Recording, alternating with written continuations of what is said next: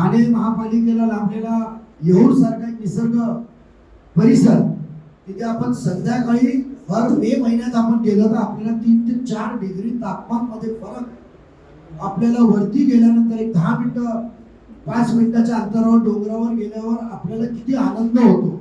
उन्हात एक 4 डिग्रीचा अंतर असतं, येऊर 2 या 3 डिग्रीचा अंतर असेल, थंडीमध्ये जास्त असेल, लगेच आपल्याला फरक माहिती पडतं.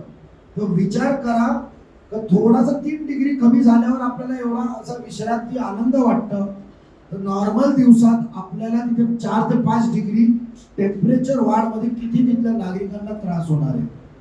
तर म्हणून महापालिकांनी परस्पर जे कायद्याचा आधार घेतलेला आहे, ती इंडस्ट्री आता नाहीये म्हणून रहिवासी क्षेत्रात त्यांनी जे डेटा सेंटर व डेटा सेंटरचा हानी याच्या बाबतीत विचार करण्याची मंजुरी दिलेली आहे. आणि प्रशासनाला आम्ही दबाव टाकणार आहे नागरिकांच्या हितासाठी तर ते डेटा सेंटर रद्द करण्यात यावं, त्याचे नकाशे आणि तातडीने ते त्यांनी इतर ठिकाणी, इतर जिथे नागरिक वस्ती नाही तिथे बफर झोन असतील त्या ठिकाणी त्यांनी घेऊन जावं. हे राष्ट्रवादी काँग्रेस पार्टी तिथले नागरिक आहेत, म्हणजे लोणाचे रहिवासी आहेत, आजूबाजूला कल्पतरूचे रहिवासी आहेत, बालकुड इथले रहिवासी आहेत, तिथे स्थानिक नगरसेवकांचा पण विरोध आहे असं माहिती पडली आहे. या सर्व साकेत रुस्तम जे सर्व ठिकाणचे जे रहिवासी आहेत त्यांना मदतीचा हात म्हणून राष्ट्रवादी काँग्रेस पार्टी फक्त पत्रकार परिषद घेणार नाही, पण त्या बाबतीत महापालिकेला वेगवेगळ्या पद्धतीने दबाव आणणार आणि ते दबाव आपल्याला काही दिवसात करेल ते आपल्या मार्फत आम्ही नागरिकांना आवाहन करतो की ज्यांना ज्यांना या आंदोलनात आणि याच्या बाबतीत ठाणेचा पर्यावरण दृष्टिकोनातून हे वाचवण्यासाठी ही जी नव्याने उद्योग समूहाचे जे प्रकार चालू झालेले आहेत ठाण्यात ते विकण्याचं काम चालू झालं, याच्या बाबतीत विरोध केले आम्ही विरोध दर्शवणार आहे. आणि मी सन्माननीय इथले स्थानिक खासदार ठाणे लोकसभेचे सन्माननीय नरेश मस्के साहेबांचा पण मी आभार व्यक्त करतो, तर त्यांनी पण या बाबतीत आपली भूमिका मांडली आहे विरोधाची.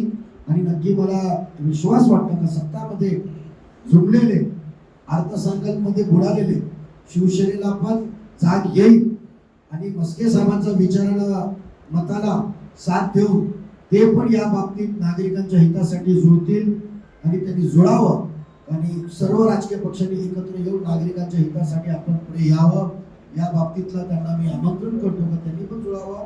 खासदार साहेबांचा परत आभार व्यक्त करतो आणि नागरिकांनी आमच्या सोबत संपर्क साधून आपण पुढे हे वाटचाली ते डेटा सेंटर कॅन्सल करण्यासाठी लढा आपल्याला सरकारपर्यंत घेऊन जायला लागलं, कारण त्याचे एन्व्हायरमेंट परमिशन आमच्याकडे आलेली आहे आणि आम्ही त्या बाबतीत जे एन्व्हायरमेंट कमिटी आहे जे 20,000 स्क्वेअर मीटरच्या वरती बांधकाम असतात त्याची जी मंजुरी देतात, त्यांनी जे मंजुरी मध्ये जे ते अर्ज दाखल केले त्यांनी बरेचसे त्याच्या बाबतीत त्रुटी आहे, तर तज्ञांना मी मदत मागितली आहे आणि तज्ञांना करून ऑगस्ट पर्यंत आम्ही आंदोलन याच्यासाठी करतोय की आम्ही भांडत असताना फक्त तो एक राजकीय किंवा दिखावासाठी लढा नव्हे, तर नक्की जे दादांचे विचार आहे काम करायचं तर काम 100% करायचं, त्यांना समाधान करून घ्यायचं, त्यांचं काम व्हायला पाहिजे. नावापुरती फोन लावायचं नाही किंवा नावापुरती पत्रकार परिषद घ्यायची नाही, तर नंतर आपल्याला डेव्हलपर येऊन भेटेल आणि गुप्त बैठक होईल. इथे सेटलमेंटचा पत्रकार परिषद विषय नाहीये. दादांचे कार्यकर्ते एकदा विषय हाती घेतला तर शेवटपर्यंत लढा देणारी लोक आहे आम्ही.